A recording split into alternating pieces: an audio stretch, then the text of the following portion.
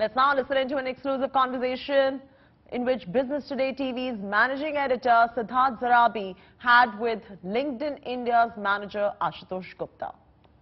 Latest product edition that you have done in LinkedIn, now there will be a Hindi LinkedIn. Tell us more about it. Yeah, thank you, Siddharth, for having me here today. So we have today we have launched Hindi as a language on the platform. This is our 25th language, which is available on LinkedIn globally. Well, the idea here is that the Hindi-speaking professionals which are there in the market, they feel more comfortable conversing, networking, connecting on jobs in their language, which is Hindi. We have realized during pandemic, and the members have told us that language and conversations are deeply personal, right? And you know, I converse better in the language which I'm comfortable with. So we are launching this language. With this language launch, they will be able to connect with the like-minded members, have the conversations in their language. There are certain jobs which we have made available. There will be more coming in the future, which are primarily for Hindi-speaking population, like, for example, the public sector units, the premium public sector units, as well as some government jobs. That way, and then there is published content in Hindi as well available for our members. So we are very excited about this launch. The idea was to remove some barriers, language barriers, at least from a Hindi perspective on the platform, and more members can take the opportunity, and we are able to create economic opportunity for each one of them. India's organized sector jobs, when it comes to the private sector, would mostly be dominated by the English language, and you are right in saying that the Hindi opportunity exists in the sort of regulated language market, which is the government hiring market, central government, as well as PSUs.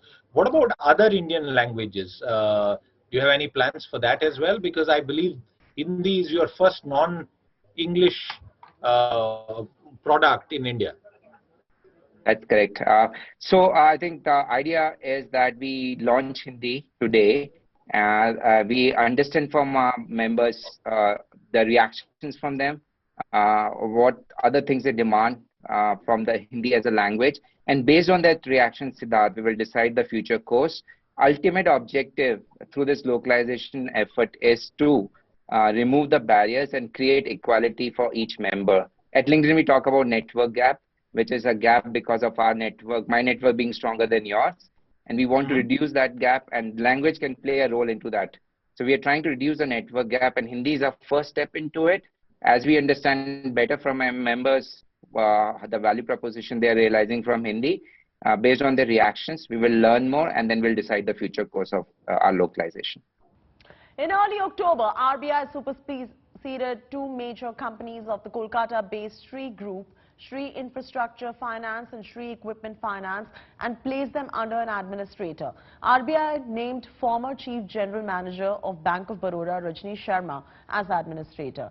The companies will now go through a detailed resolution process under the Insolvency and Bankruptcy Code. Hemant Kanoria, promoter of Srei Infrastructure Finance, spoke to our business editor, Saurav Majumdar, on why he thinks RBI took this action, the road ahead for these companies, and much, much more. What do you think prompted RBI to take that? I mean, obviously, you were very surprised at the RBI move, but as the central bank, you know, they probably wanted to go ahead and ensure that there are no systemic risks, because Srei is a large player. So did that catch you by surprise, one? And second, are you now in touch with the administrator, the Reserve Bank, for ways forward? Have you sort of reached out to them? See, we were surprised because we had given a scheme for the payment of all the creditors, and along with interest, in an orderly fashion over a period of time. So last year, as I was telling you, that last year in October, when we got this order from the court, the bankers got upset with us, and they did a debit freeze, and they stopped that we could not do any business. All the company's operations came to a standstill, so which caused a huge disruption in the entire operations of the company.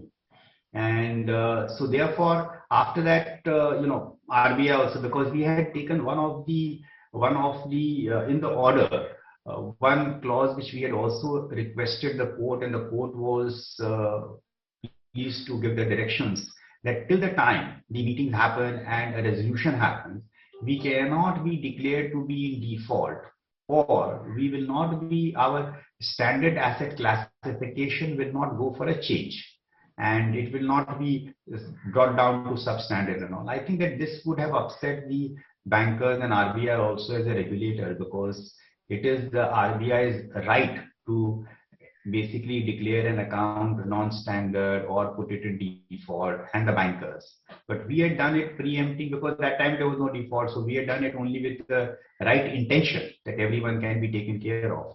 So subsequent to that, RBI then had a special audit. After that, they said that, they took out saying that many of the loans that we had given under structured finance, which we have been giving for the last 15-20 years.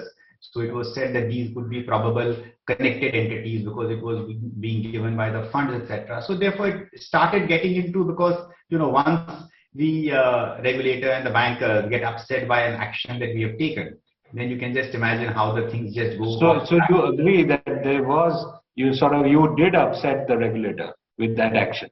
Yes, we did. So we did, regulator and the bankers. But you see that if you actually look at it, it was a very, very sincere and honest effort on our part that we do not get into a default kind of situation, pay to everyone in an orderly and a structured fashion, because we wanted to maintain our reputation.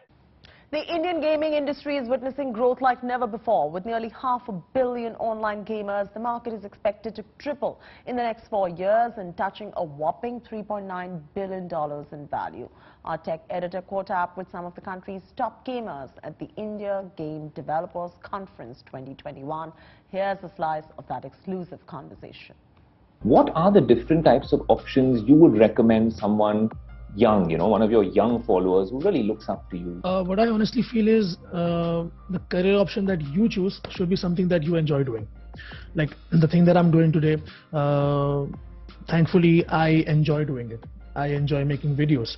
So there is a lot of options in gaming. Just 2 years ago, the options were very limited. It was so limited that the only options you had that would give you an actual career was be a YouTuber, a streamer, or be a caster. And even that wasn't paying you well enough for what you were doing. But today there is so much more options than just that. You can be a gamer, you can be somebody who works in the esports scene. It's a totally different industry. It's where you're just doing more than gaming. I think Bamba and Ashulok can agree to this. There's like a lot of options like observers. There is something where you are managing the whole tournament, and if you are not into that and you are into the business side, there is so much more into the business side as well. Like there's influencer managers, there is people like Pranav who work with the brands who really help us be what we are today. And so the options are unlimited. I think gaming started as something that you did for fun, and it was just streaming or making videos on YouTube, and it's grown into a full ecosystem of its own. So the options are everything. Whatever you like business, there's something in gaming.